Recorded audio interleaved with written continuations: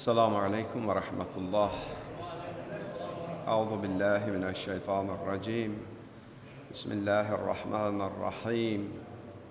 İbadallah, usikum ve nefsi bitekvallah.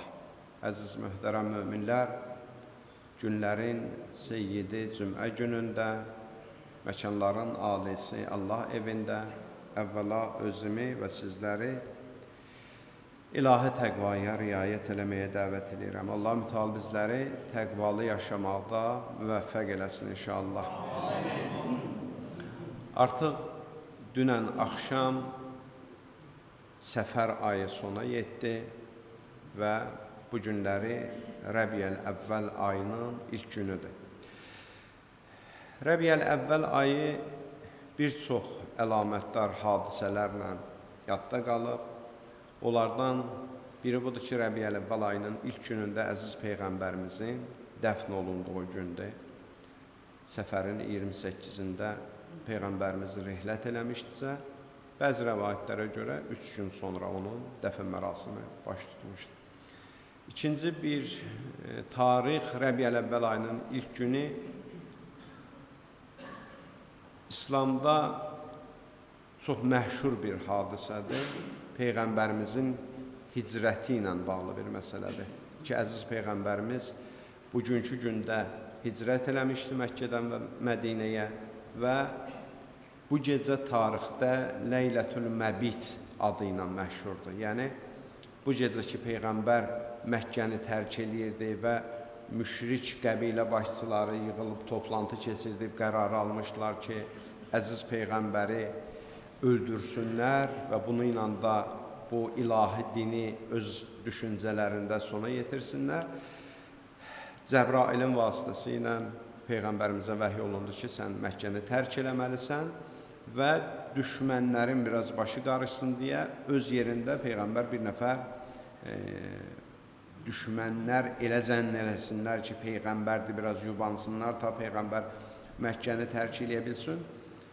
Könüllü şəkildə bu işin öhdəliyin daim özünü fəda etmiş Həzrət Əmir-el-Müminin əleyhissalam boynuna götürdü və o gecə canını təhlükəyə qoydu. Yəni, Həzrət Əli əleyhissalam bilmirdi ki, oradan sağ çıxa bilər.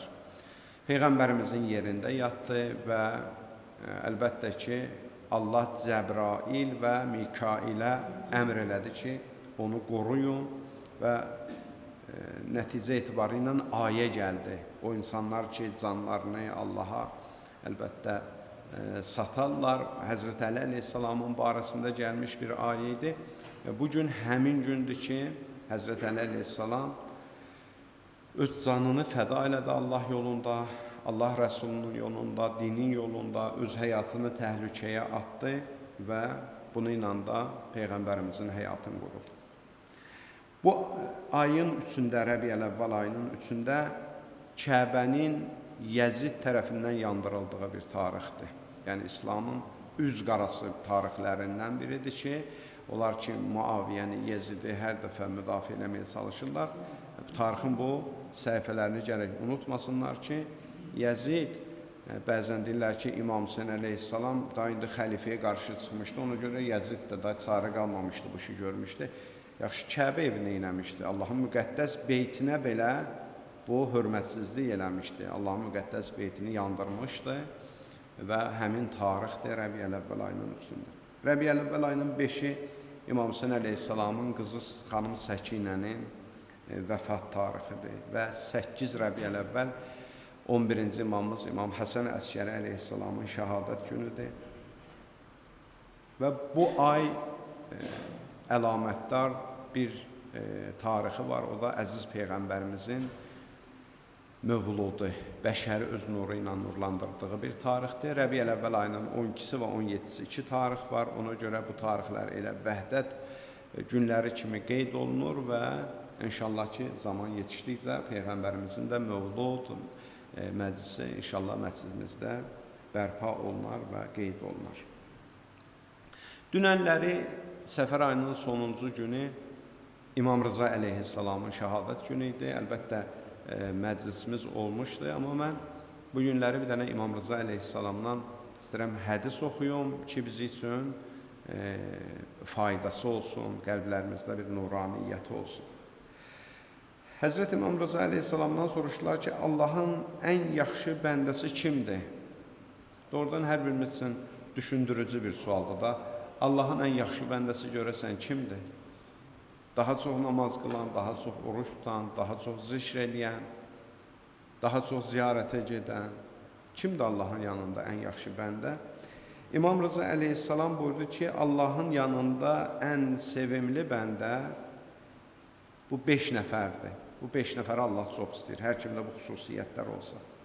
Əl-ləzinə izə əhsanu istəbşaru. O insanlar ki, xidmət eləyirlər, o insanlar ki, insanlara xidmət eləyirlər, insanlara yaxşılıq eləyirlər. Sözün əsl mənasında xidmət edirlər və bu işlərindən sevinirlər, minnət qoymurlar. Həzrət İmam Rıza əleyhissalam buyurur ki, Allahın yanında ən sevimli bəndələr bunlardır. Demir, insanlara yaxşılıq eləyən insanlar Allahın yanında sevimlidir. Deyir, Allahın yanında sevimlidir o insanlar ki, insanlara yaxşılıq eləyir və bu yaxşılıqları ilə minnət qoymurlar, üstəlik sevinirlər. Üstəlik sevinirlər. Gərək yaxşılığı biz bir cür eləyik. Məsələn, insanların bizə işi düşərkən nə üçün narahat olaq ki, bu yenə gəldi? Əksinə bizə deyirlər ki, o adama təşəkkür elə. Bizə tapşırıblar ki, o adama təşəkkür elə ki, çox sağ ol, mənim yanıma gəldi, mən sənə minnətdaram. Bu xeyrə məni vəsilə elədiyinə görə mən sənə minnətdaram. Nə yaxşı ki, məni xatırlamısan belə bir durumda. Nə yaxşı ki, mən sənin yadına düşmüşəm. Nə yaxşı ki, başqasının yadına getməmisən. Ona görə İmam Rıza əleyhissalam buyurur ki, yaxşılıqlarımızı minnətdə eləməyin. Nə insanlar bəyənmir bu işi. Elə Allah bəyənmir, Allah qəbul eləmir, orası da bir məsələdir. Heç əzizlərim, insanlar özü belə qəbul eləmir. Ən çətin vaxtında bir nəfər gəlsin, sənin əlindən tutsun. Amma bir yolla sənə bir minnət qoysun. Ki, məsələn, yadındadır, filan çətin vaxtında mən sənə kömək elədim. İnanın sizə deyirəm mən, hamınız bu sözü də təsdiq eləyərsiniz. O adamlar ki, çətin vaxtı sənə kömək eləməyib, onlardan o qədər acığın gəlmir. O adam ki, sənə o vaxtda əl tutmuşdu və sonra minnətin qoymuşdu, ondan daha çox acığı gəlir insanın. Yəni, Allah fitrətində insanların bu cür qoyub ki, heç kim minnəti qəbul eləmək istəmir, minnətli çörək yemək istəmir. Eləmirsən, əgər Allah üçün eləmirsən, Allah səndən razı olsun. Bunu sevərək elə, bunu insanlara minnət qoyaraq eləmə. Bir cəmiyyətdə bir yaxşı işlə məşğul ol. Elə, hey, oturum, durum, deyim ki, bəs mən yoruldum, insanlar mənə nankorluq edir, insanlar mənim qədrimi bilmir. Əgər bu cürüksə, əgər bu cürəmsə, özümü təftiş edim. Demək ki, iman kamil deyil məndə. Demək ki, mən hələ Allah üçün bu işləri görmürəm. Bu həqiqətdir.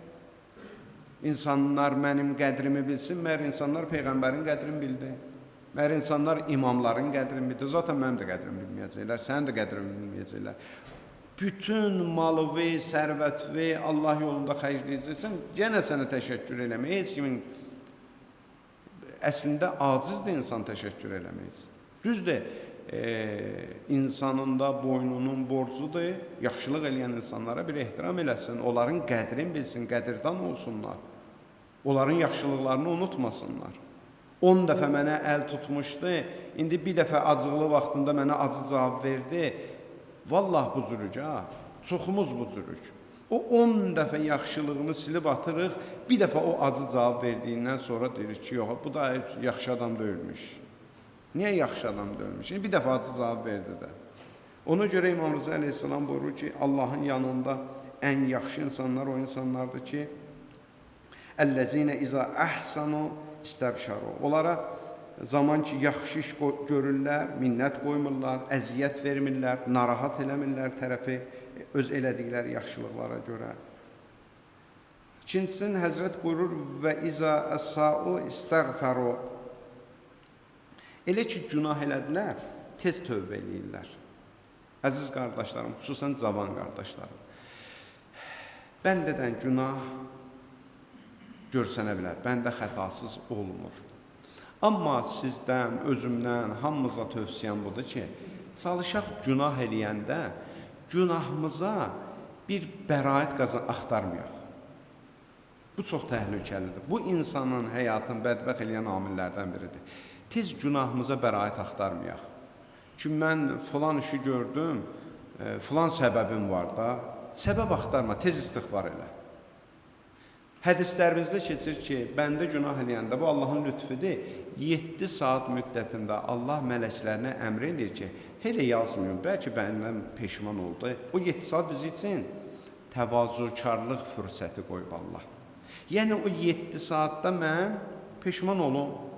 Deyim ki, Allah günah elədim, amma özüm üçün səbəb axtarmıram. Zamanı belə idi, günah elədim, maddi çətinliğim var idi, harama əl uzatdım. Allah, mən günah elədim, məni bağışla. Mən səhv elədim, məni bağışla. Ya bir dosta, bir qardaşa qarşı bir səhv, bir nöqsanımız olanda tez onun üçün vəcihlər axtarmayaq ki, mən ona bunu elədim, ona elə haqq elədim də, məsələn, o da nə bilim, haçansa bunu eləmişdi. Bu İslam baxışı deyil. Bu məsumların sünnəsi deyil, bu Peyğəmbərin sünnəsi deyil ki, o eləmişdi, mən də elədim, bu bəraət yolu deyil. Ən azından özümü qınayım ki, o eləmişdirsə, pis iş görmüşdü, elə mən də pis iş gördüm, elə mən də onu tayyam. Bu ne üçündür? Bu, sabah birisi gündə yenə bu işi təkrarlamamaq üçün bizə səbəb verəcək. Qarşımıza alacaq. Ən azından özümüzü qınasaq, ən azından pis işlərimizə görə özümüzü qınasaq, bu bizi rahatlamayacaq vicdanımızın qarşısında. Bizi günahda israrlı edən səbəb nədir? Həmişə vicdanımızın qabağında özümüz üçün bir dənə səbəb tapırıq. O elədi, mən də elədim. O söydü, mən də söydüm. Bu, şeytanın bizim vicdanımızı rahatlamaq üçün və bizi dəfələrlə bu günahları təkrarlamaq üçün bizə verdiyi ən böyük fürsətlərdəndir. Ona görə İmam buyurur ki, yaxşı Allahın sevdiyi bəndələri olardı ki, günah elədilər, nöqsanları oldu, səhvləri oldu, tez də neynirlər? İstiğfar edirlər. İzza u'tu şekaru, zaman ki Allah onlara nemət verdi, şükr edirlər. Bunu necə başa düşürük əzizlərim? Allah bizə nemət verəndə şükr edirik, necə başa düşürük? Deyim, çoxumuz bu cürük. Adətən Allah bizə nemət verəndə gözləmədiyim yerdən əlimə 500 manat pul gələndə Allah sənin böyüklüyü və şükürlər olsun. Sıxıntım var idi, gözləmirdim, bu pulu mənə yetirdin. Orada biz şükür edirik. Adətən bu cürük. Amma bizim o şükrümüz buna bənzəyir ki, məni bir dənə böyük su hövzünün içinə atıblar. Mən bir dənə su hövzünün içindəyəm. Deyirəm, haçan su olsa mən üzəcəyəm. Haçan su olsa mən üzəcəm. Evi tikilənlər suyun içindəsən. Yəni, biz Allah bizə imam buyurur ki, nemət verəndə şükür eləməliyik. Hansı anımızda Allah bizə nemət vermir? Nəfəs çəkirəm, nemətdir. Nəfəsi qaytarıram, nemətdir. Düşünə bilirəm, nemətdir. Ayaqda dura bilirəm, nemətdir. Canım sağlamdır, nemətdir. Hər anımızda Allah bizə nemət verir də. Yəni, biz hər anımız üçün şükür eləməliyik. Yəni, daim şükür eləyən bəndə olmalıyıq. Biz gözləməməliyik ki, Allah belə yox yerindən bir şey bizə yetirəndə biz onu fikirləşir ki, bu nemətdir. Həyatınızda o qədər nemətlər var və o nemətlərin qədrini bilək ki, Quran buyurur ki, nemətlərin qədri bilinməyəndə əldən gedəcək. Yaxşı, ailə nemətdir sən üçün. Xanım, həyat yoldaşı Allah sənin üçün qərar verib, nemət ya, qədrin bil.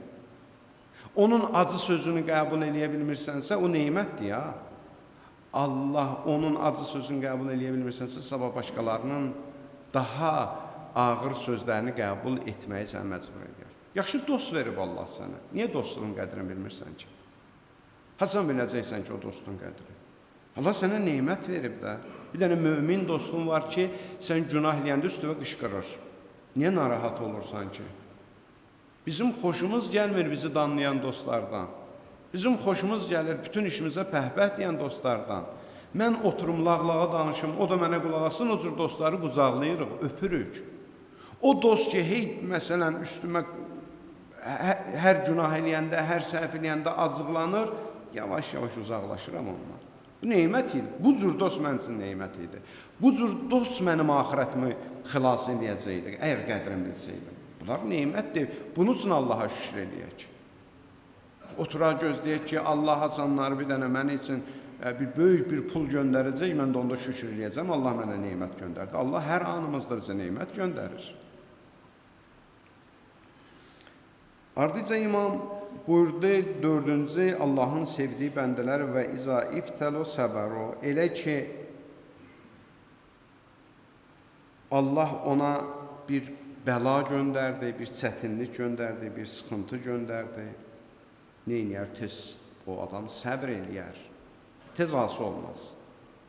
Tez ası olmaz. Allahın bəndələrlə düşmənçiliyi yoxdur. Allah bizi sevir. Bu şuarı zehnimizdə saxlayabilirsiniz ki, Allah məni sevir. Bu günə əlimdən aldığı da məni sevdiyinə görədir. Mənə verdikləri də mənə sevdiyinə görədir.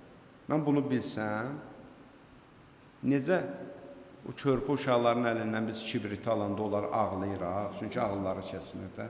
Allah da bu günləri mənim əlimdən hər neyi alıbsa o kibrit misalındadır. Mən özümü ondan yandıra bilərdim. Allah əlimdən alır.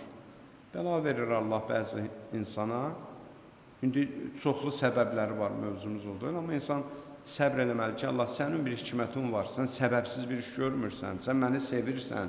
Nəsə bugün ayağıma daş deyibsə, indi öz əməlimin nəticəsidir, günahımın nəticəsidir.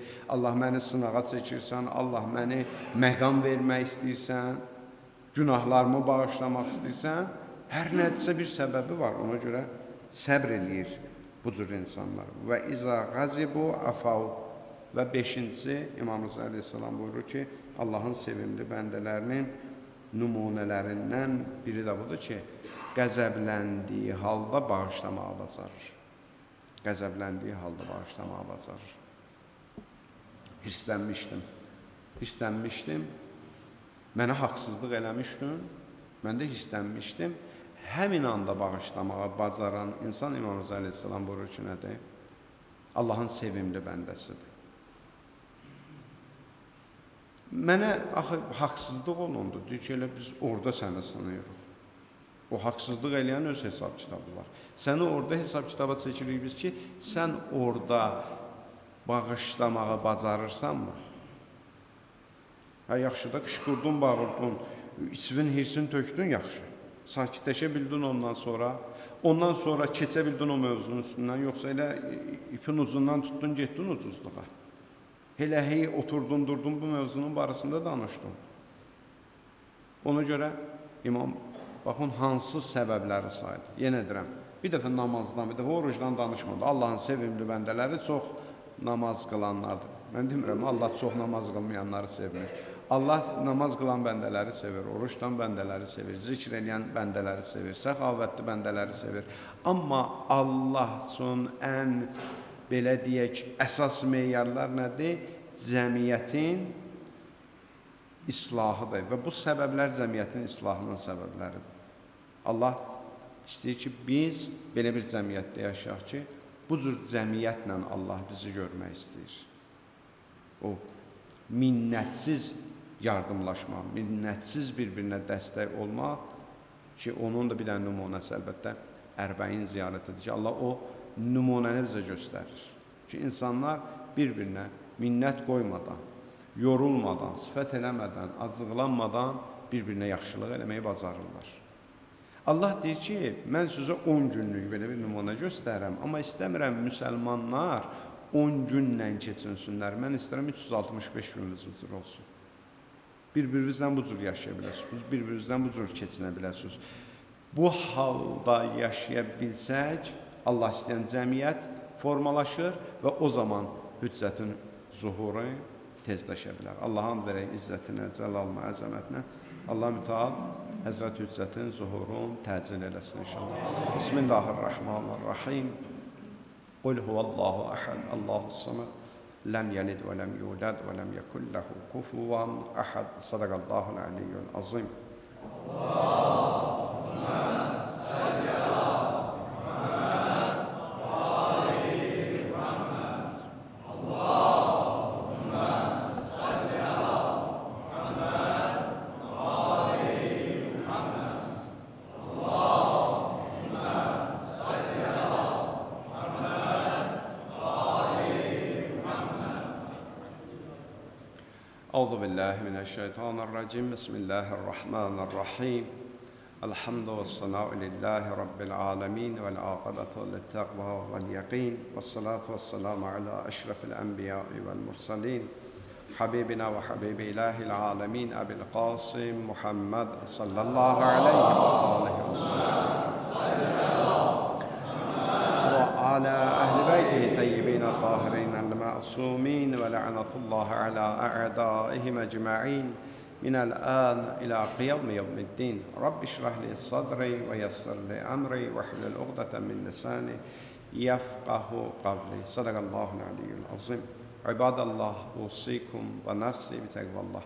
Əziz mühtərəm müminlər, əvvəla özümü və sizləri ilahi təqvaya riayət eləməyi dəvət edirəm. Allah mütəal bizləri təqvalı yaşamaqda müvəffəq eləsin inşallah. Hər birimizin Allah qarşısında və insanlar qarşısında müəyyən borcumuz, müəyyən öhdəçiliklərimiz var. Bunlardan da biri bugünün gəncliyini radikal düşüncələrdən, radikal fikirlərdən, ifratçılıqdan qorumaq hər birimizin borcudur. Bu, məktəb müəllimlərinin də borcudur, bu, din xadimlərinin də borcudur, bu, axundların da borcudur, bu, valideynlərin də borcudur. Lakin bu, hər birimizin borcudur. Yəni, biz bu yükü kimlərdənsə gözləməməliyik. Hər halda, hər bir yerdə bu cür düşüncələri biz şahid olduqda bu cür düşüncələrlə mübarizə aparmalıyıq. Quran-ı Kərim buyurur və Əuzu billahi mineşşeytanirracim və kəzalikə cəalnakum ummatan vasat litakunu şuhada alə'n-nas. Biz sizi orta yol, o qızıl yol deyərdim bəlkə mən, o həmin orta yolu tutan, insanlara şahidlik edən bir ümmət etdik. Allah mütəal bizdən o orta yolu, nə ifrat və nə təfriti Allah qəbul eləmir. Çox incə bir yoldur, çox nazik bir yoldur, amma mümin, müsəlman çalışıb o yolu tapmalıdır. İfrat da, təfrit də, hər ikisi insanın bədbəxtlik səbəbidir. Hər bir halda, bu gündəlik həyatımızda da olsa, yemək içməyimizdə də olsa belə, yaşayışımızda da olsa belə, pul xərcləməyimizdə də olsa belə, ifrat və təfrit insanın məhvə aparır. Bizim din yaşamağımızda da bu ifrat və təfrit nədir? Qorunmalıdır. İbadətin özündə belə ifrat və təfritə diqqət olunmalıdır. Yəni, o hədd aşılmamalıdır. Əksi bunların, yenə deyirəm, təfrit həddin aşağısıdır, insanda süstlük yaradır. İfrat həddin aşmasıdır, o da radikallıq yaradır. Adam təfritə tərəf meyillənsə, dinini zəif yaşayacaq. Bəzən dinini əldən verəcək. Namaza çox əhəmiyyət verməyəcək, dini ayinlərə çox əhəmiyyət verməyəcək, ibadətə çox əhəmiyyət verməyəcək. Hətta namazını qıl, başqa işlərlə də sənin işin olmasın da, indi məsələn, toydur, get, nə olar, toyuqdur, bunu bu qədər daha araşdırmağa dəyməz filan. Bu təfrit həddidir. Sən halal və harama diqqət eləməlisən. Bu qədər süst mömin olma, olmayaq.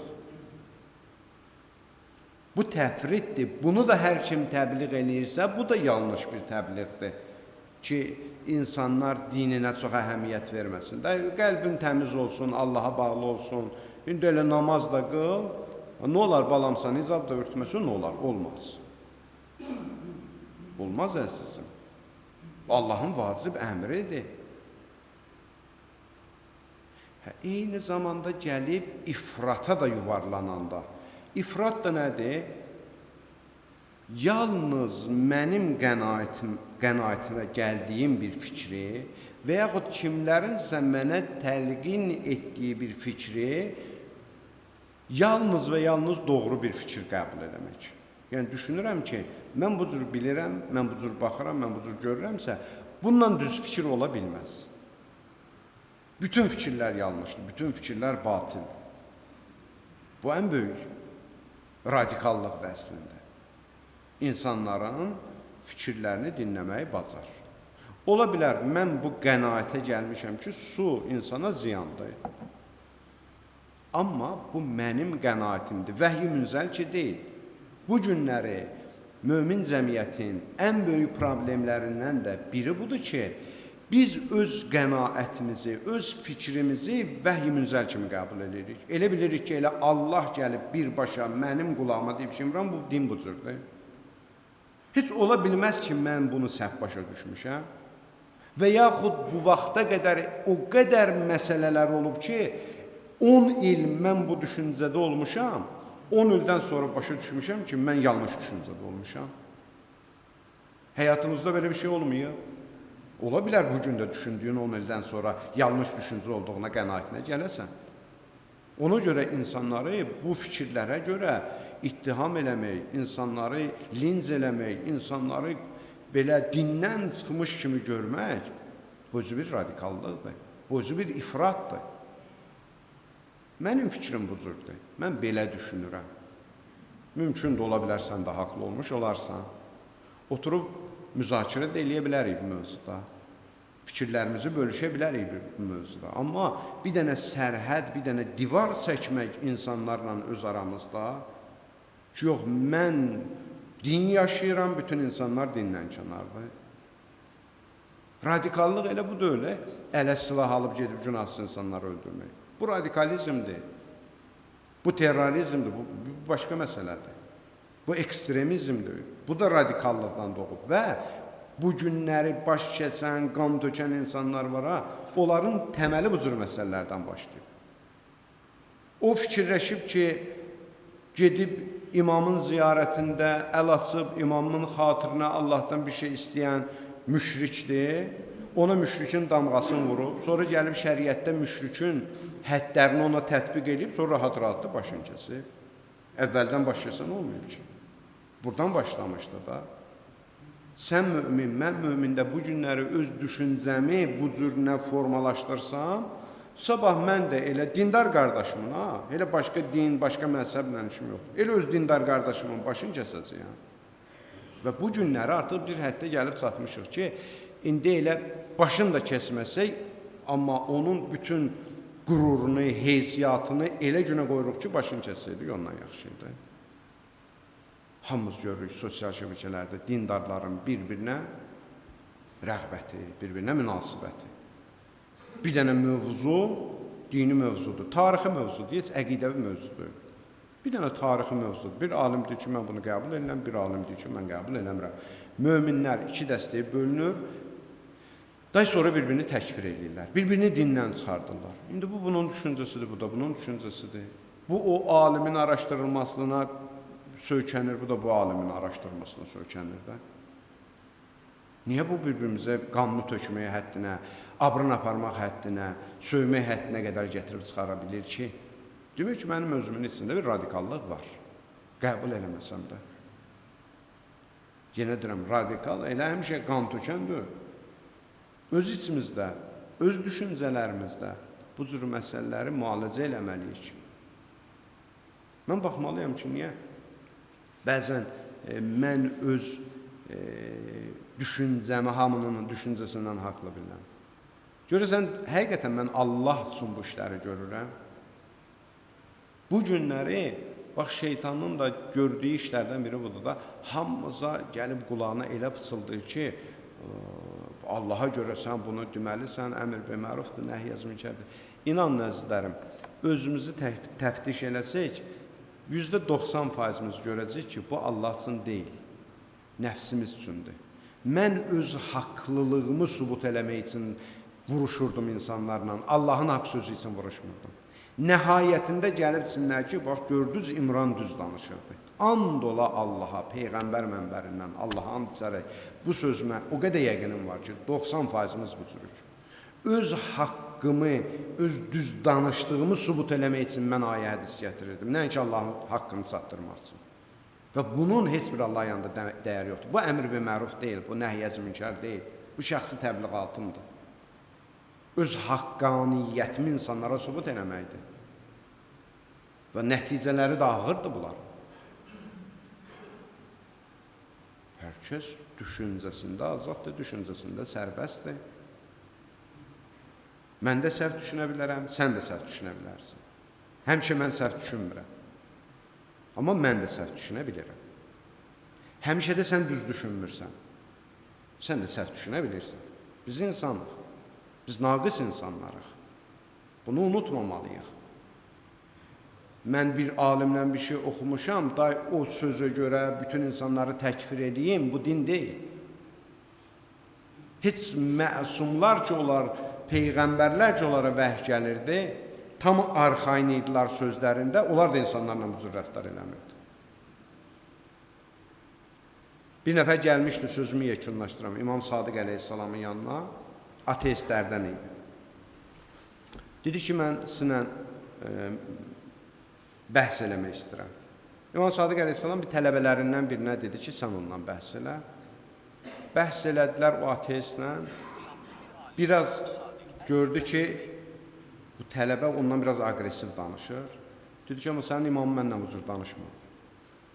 Dedi, mən ona Allahın yoxluğundan danışırdım. O oturub məni elə dinləyirdi ki, mən öz-özlüyümdə bu qənaətə gəlirdim ki, o artıq qəbul edib ki, Allah yoxdur. Düzdür, axırda sonra bir cümlə ilə mənim fikirlərimi darmadağın edirdi ya. Amma o qədər gözəl mənə qulaq asırdı ki, mən elə bilirdim, məni qəbul edir. Yəqini olanlar ki, haqq yoldadır, onlar da belə insanları dinləyirdilər. Biz insanları dinləmirik. Və biz insanları dinləmədikcə insanlar dindən qaçacaq. Allahın verə izzət cəlalına. Allah mütəala bizləri həqiqi dində sabit qədəm qərar versin inşallah. Bismillahirrahmanirrahim. İzə cəə nəsrullahi vəl-fəth və rəaytən nəsə yədxuluna fi dinillahi əfvacə fəsabbih və hamdə